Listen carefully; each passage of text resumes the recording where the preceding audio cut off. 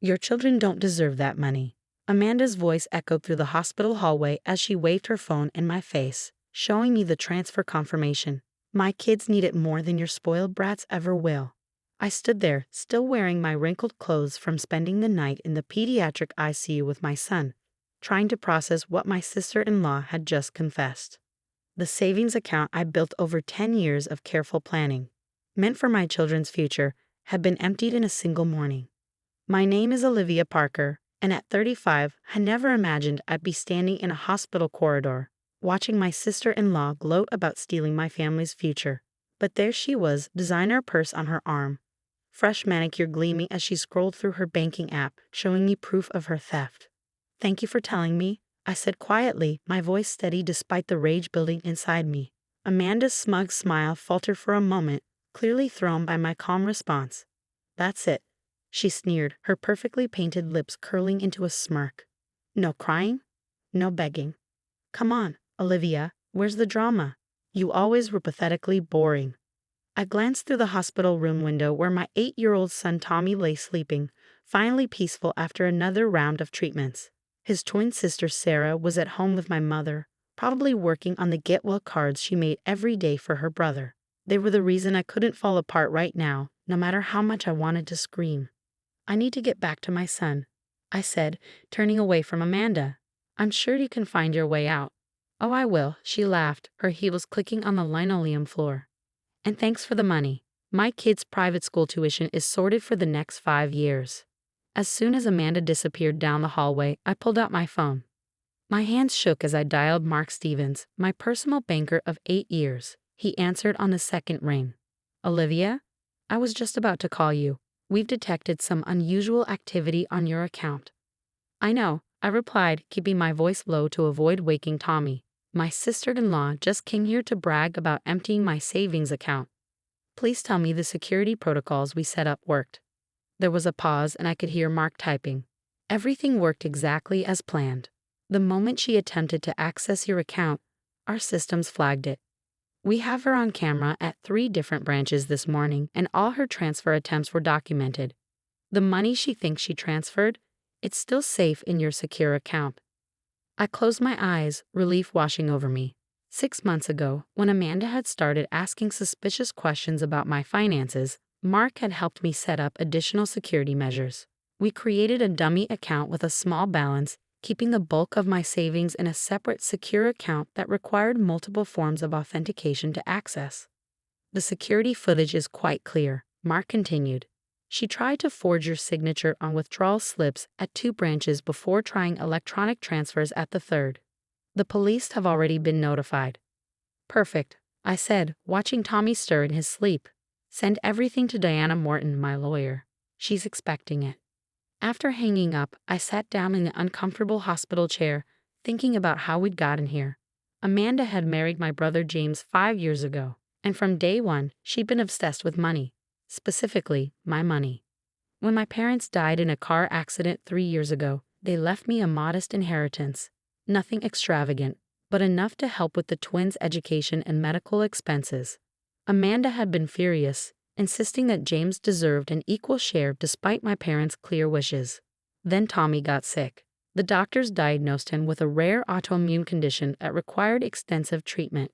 Insurance covered most of it, but the extra expenses added up. Through it all, Amanda's comments became more bitter, more pointed. "Must be nice having all that money to throw around," she'd say at family gatherings while I was discussing Tommy's treatment plans. "Some of us have to actually work for our children's future." What Amanda never knew was that I did work, constantly.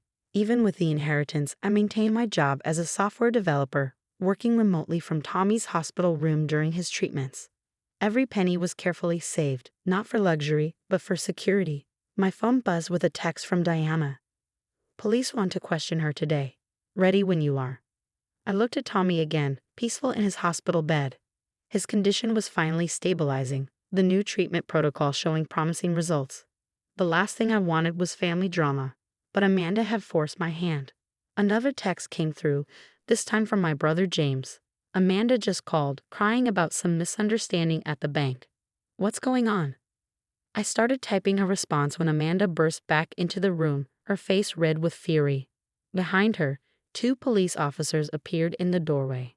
"You set me up," she shrieked, causing Tommy to stir. "The money's not there. The transfers didn't go through." "Ma'am, please keep your voice down," one of the officers said firmly. "This is a hospital." "Mrs. Walker," the other officer addressed Amanda, "we need you to come with us. We have some questions about attempted bank fraud and forgery." Amanda's face went pale. "Fraud? No, you don't understand. That money belongs to my family. She doesn't need it. Her kids are just a drain on resources anyway."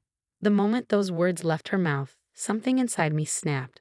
I stood up, my voice low but clear. "Officer, I'd like to press charges. I have everything documented, the attempts to access my account, the forged signatures, and now this confession. My lawyer has all the evidence ready." "You can't do this to me." Amanda's voice rose to a screech. "James will never forgive you."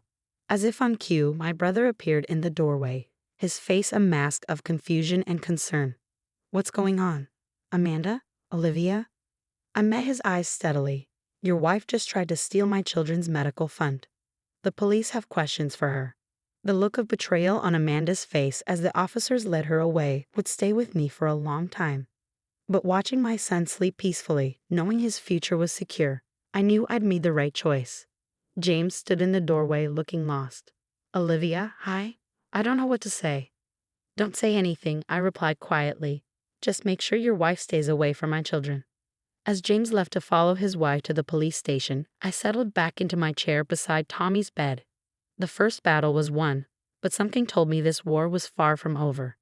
The next few days passed in a blur of hospital visits, police statements, and uncomfortable family conversations. Tommy was getting stronger, but the stress of Amanda's betrayal hung over everything like a dark cloud. I was reviewing Tommy's discharge papers when my phone lit up with a string of messages from unknown numbers. Amanda had apparently shared my contact information with her friends and family, unleashing a flood of accusations and guilt trips. "How dare you send Amanda to jail? She has children. You've torn this family apart. Your parents would be ashamed of you." I blocked each number methodically, remembering what my therapist had said about maintaining boundaries. Amanda had been released on bail, but the evidence against her was mounting. The bank's security footage showed her spending nearly 4 hours going from branch to branch, attempting different methods to access my account. "Mrs. Parker." I looked up to see Officer Martinez, the detective handling Amanda's case. "Do you have a moment?" I followed her to a quiet corner of the hospital corridor, away from Tommy's room where he was playing video games with Sarah, who had finally been allowed to visit. "We've uncovered something concerning," Officer Martinez said, opening a folder. This wasn't Mrs. Walker's first attempt at financial fraud. She has a record of similar incidents in 2 other states, under different names. My breath caught. "What?" "It seems she's done this before, marrying into families, then attempting to access their accounts or assets. She's never been convicted because the families always drop the charges, presumably to avoid scandal."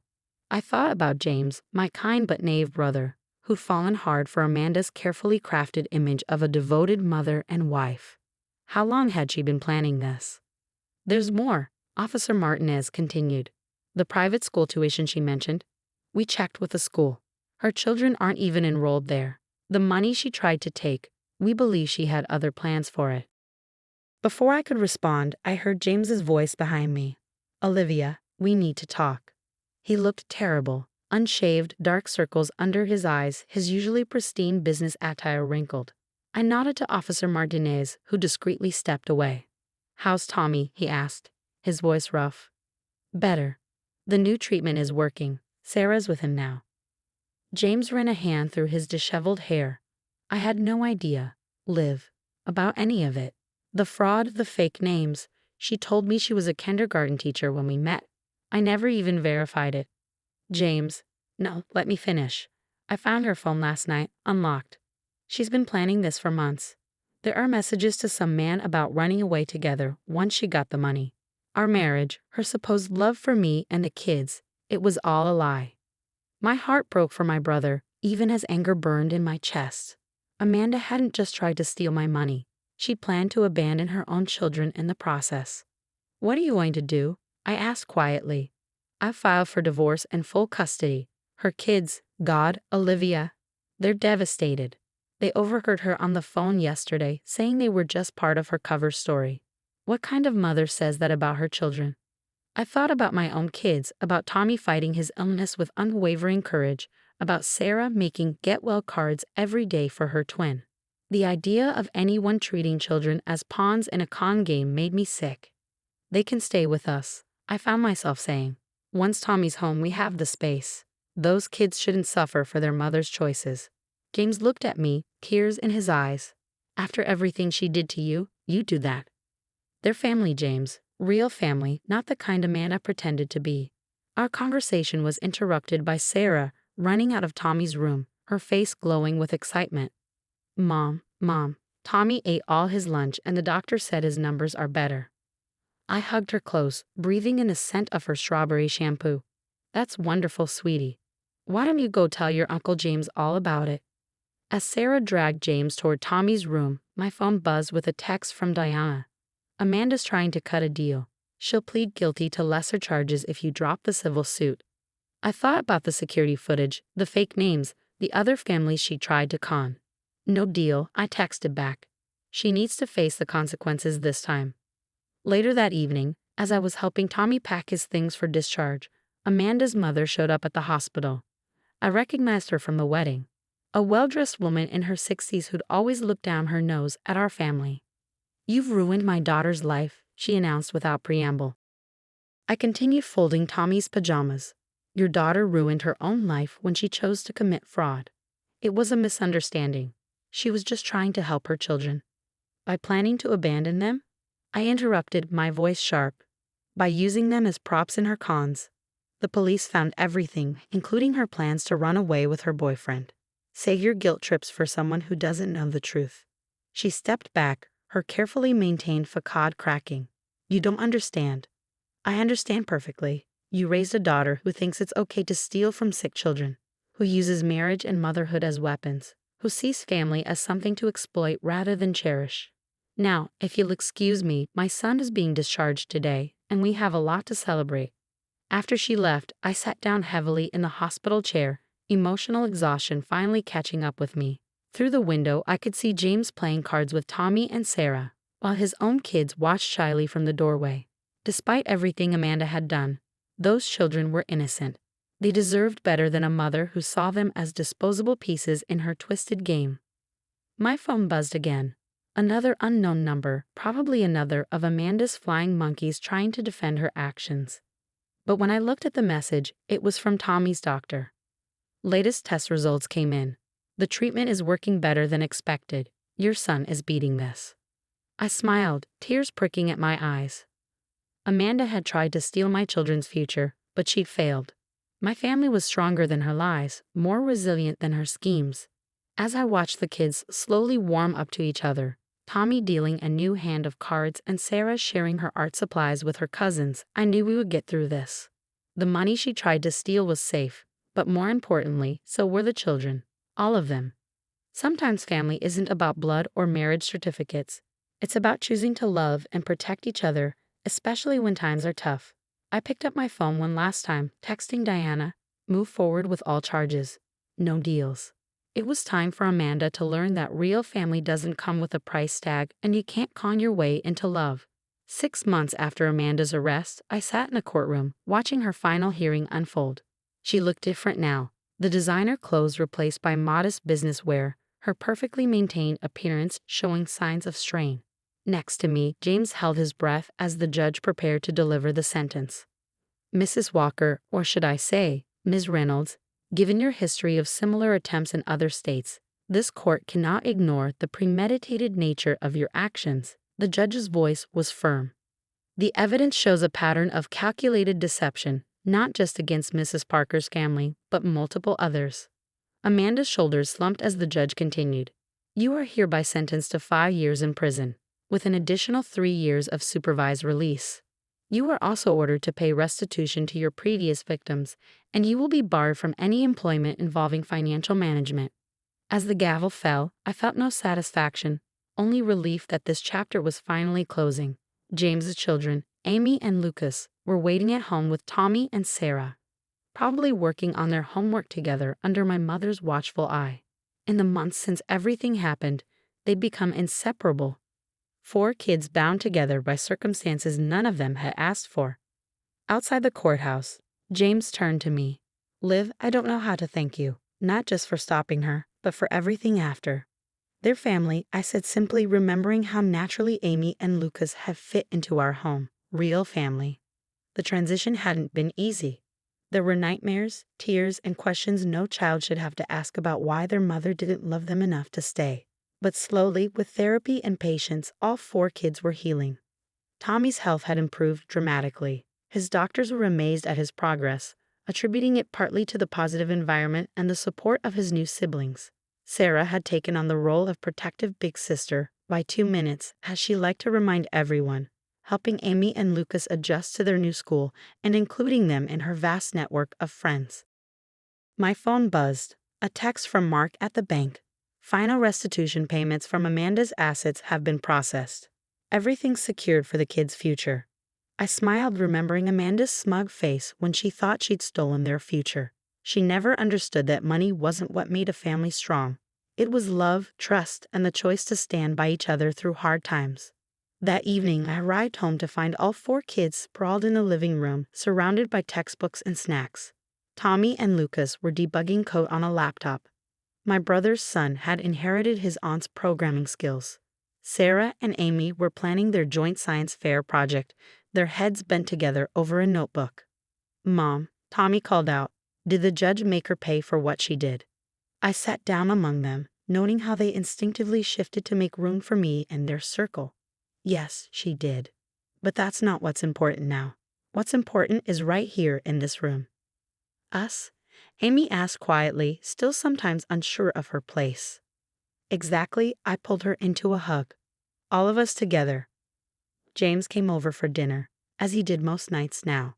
He'd moved into a house just a few blocks away, making it easy for Amy and Lucas to spend time with both of us.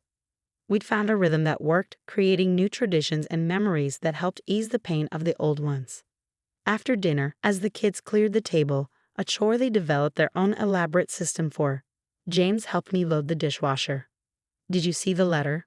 He asked quietly. I nodded. Amanda had written from prison asking to see the kids. Her lawyer claimed she'd changed, that she wanted to make amends. What do you think? He asked. I think it's their choice, I replied. When they're ready, if they're ever ready, we'll support them. But we don't let her hurt them again.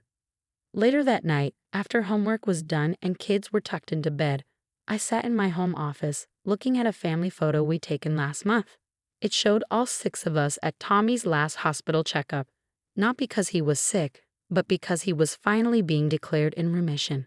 We were all smiling, genuine smiles that reached our eyes. Amanda had tried to steal more than money. She tried to steal our sense of security, our trust in family. But in failing, she'd inadvertently given us something precious, a reminder that real wealth isn't measured in bank accounts or trust funds.